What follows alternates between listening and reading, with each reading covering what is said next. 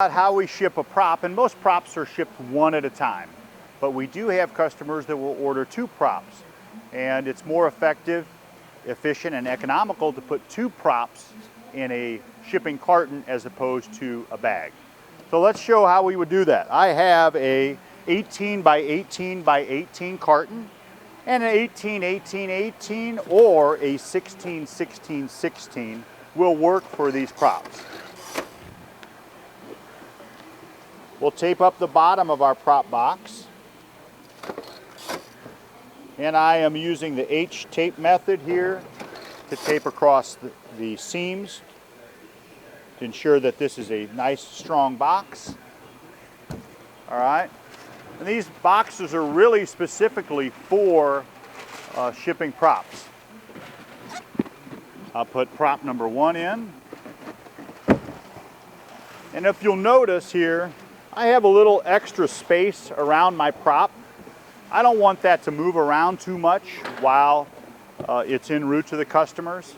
So I'm going to block that in with some tape in the corner. I'm sorry, with some paper in the corners. All I'm doing here is preventing the prop from moving around inside the shipping box. It's very simple. Just holding it in that spot, and I'd like it to be centered.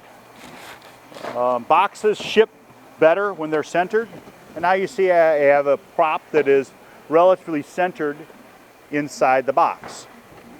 So that's prop number 1, and now I have prop number 2, and it should drop right on top. Okay, and again, I want to center this prop in the box so that the weight of the box is centered.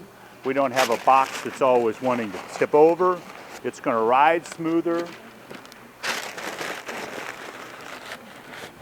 It's going to be cushioned and hopefully arrive in perfect condition. We do not ship props in their own box. Even though the box that they're sold in is a very sturdy box, it's also a very beautiful box. And we don't want to have all sorts of labels and adhesive and writing on that box. We want it to stay in perfect shape. Occasionally, a prop might get returned by a customer, and we would like to have the ability to resell that as a brand new prop. Okay, I think I've got that blocked in there pretty well. If you see that, it's centered. I need to put my paperwork inside. So I put my paperwork inside, I go right on top, all right? And then there's no reason to have a lot of void fill on top of this box. The box itself is secure. There's no reason to cushion it. So I'm going to cut this box down to size. I will take my handy utility knife, my razor knife, and the first thing I'm going to do is I'm going to lay my knife flat on top of the box, just like so. And I'll lightly move around the box. All I'm doing is scoring the inside of the box. I'm not trying to cut through the box. I really don't want to cut through the box. I'm just scoring. I'm keeping my knife flat on top of the product so that it's nice and straight.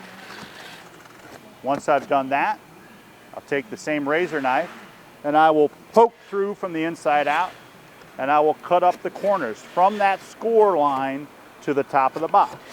All 4 corners. I retract the blade on my razor knife, and then I'm going to fold these in. And you'll see that the scoring allows these flaps to fold in a straight fashion. And I'll end up with a nice square carton that is just the right size for our 2 props. I'll tape my long cross seam. Then I'll put some tape on my short seams for that added strength that we like.